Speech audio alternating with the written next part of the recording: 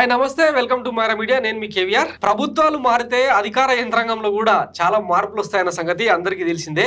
ఈ క్రమంలో బాధితులు నిందితులు అవ్వడం, నిందితులు బాధితులు అవ్వడం ఎప్పుడైనా జరిగేదే, అది చరిత్ర.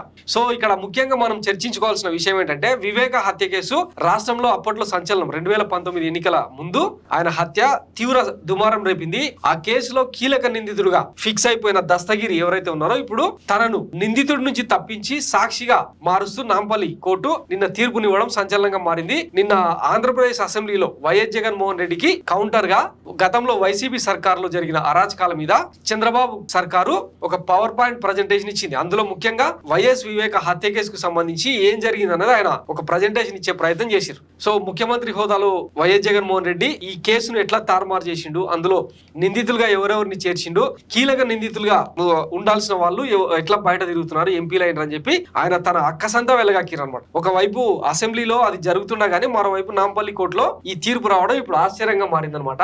సో ఆ స్టోరీని ఒకసారి చూసే ప్రయత్నం చేద్దాం. వివేక హత్య కేసులో దస్తగిరి సాక్షి ఆయన పిటిషన్ ను అనుమతించిన సిబిఐ కోర్టు వివేక హత్య కేసులో కీలక పరిణామం చోటు చేసుకుంది. ఈ కేసులో 4వ నిందితుడు A1 గా ఉన్న షేక్ దస్తగిరిని సాక్షిగా గుర్తిస్తున్నట్లు నాంపల్లి సిబిఐ ప్రత్యేక కోర్టు ప్రకటించింది. తనను నిందితుడిగా కాకుండా సాక్షిగా గుర్తించాలని విజ్ఞప్తి చేస్తూ దస్తగిరి దాఖలు చేసిన పిటిషన్ ను CBI court principal special judge T Raghuram అనుమతించారు. అభియోగాలు నమోదు చేసే వరకు దస్తగిరిని నిందితుడిగా కాకుండా సాక్షిగానే గుర్తిస్తామని స్పష్టం చేశారు. దీంతో అవినాష్ రెడ్డి ఇతర నిందితులకు ఇది శరాఘాతంగా మారింది. సో ఇది ఈ కేసుకు సంబంధించిన బిగ్ అప్డేట్ అన్నమాట. సో గత 5 ఏళ్లుగా దస్తగిరి పలు సందర్భాల్లో తానే వివేకానంద రెడ్డిని హత్య చేసిన, ఎవరి ప్రోద్బలం లేదని తాను బహిరంగంగా స్టేట్మెంట్లు ఇచ్చినా కూడా అవేవి ఇప్పుడు కోర్టు ముందర నిలబడే పరిస్థితి లేదు. ఇప్పుడు ఆయన నిందితుడిగా కాకుండా సాక్షిగా మాత్రమే మార్చడంతో ఇక ఈ కేసులో ఎట్లాంటి పరిణామాలు చోటు చేసుకుంటాయి, ఇక ఎవరెవరిని నిందితులుగా చేరుస్తారన్నది రాబోయే రోజుల్లో తెలిసే అవకాశం ఉంది. చూద్దాం ఏం జరుగుతుందో. Thanks for watching Myra media. నేను మీ కేవీఆర్. Thank you.